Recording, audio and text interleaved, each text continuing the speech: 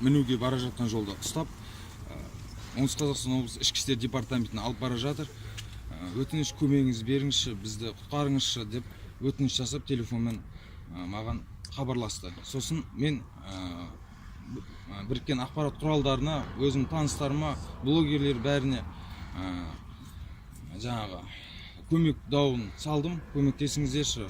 Бұл өмірде, осы облыста, Шымкентте заң деген нәрсе бар ма, заңды қадағалайтын органдар бар ма деп. Сосын міне жанашырлы адамдар жиналып отыр, бірақ өкінішке орай заң деген бұл кейбір бастықтарға жазылмаған екен. Сол себептен мені қазір маған ешқандай мәлімет бермей жатыр. Менің кәмелетке толмаған сенім білдірушім және де оның апасы және апасының сіңлісі, әпкесі, ол кісілер қайда кеткені белгісіз. Қалай өтініп сұрасам да мені ар жаққа кіргізбей жатыр. Қазір уже түн кеш болып қалды.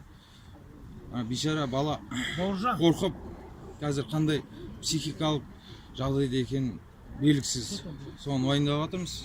Мен бүгіндікке сол баланың құқығын қорғап, сол баланы алып өзім көріп, шығарып алып, соның конституциялық құқықтарын қорғауда еш нәрседен тайынбаймын. Бастық жасап отқан кім сіздің пікіріңізше?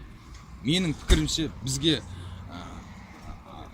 біздің аяғымызға таяқты салып, бізге шалып, жан жақтан қысым көрсетіп, бассыздық жасап отқан ол бастан сол мектептің директоры Бибігүл Селтанова деген азаматшаның қайнысы, осы Оңтүстік Қазақстан облысы ішкі істер департаментінің криминалдық полицияның бастығы Селтанов Бауыржан деген кісі, және де осы департаменттің бастығы полиция полковнигі Дәлбеков деген мырзалар деп ойлаймын.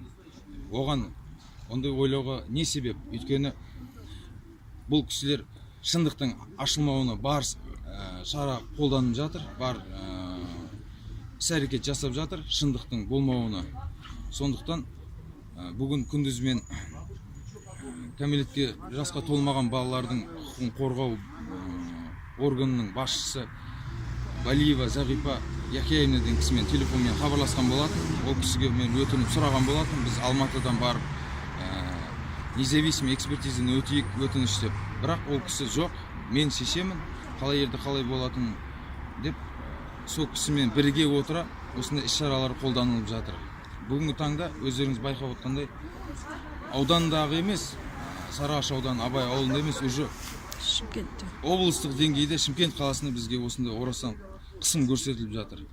Яғни Зағипа Балиева да сіздерге аяқтарыңызға тұсау салып отыр ма? Сол кісінің қолдауымен болып отыр деп ойлаймын. Өйткені ол кісі елбасымызбенен кәмелетке толмаған балалардың құқығын қорғау үшін тағайындалған деп ойлаймын. Бірақ іс жүзінде басқаша результат болып жатыр.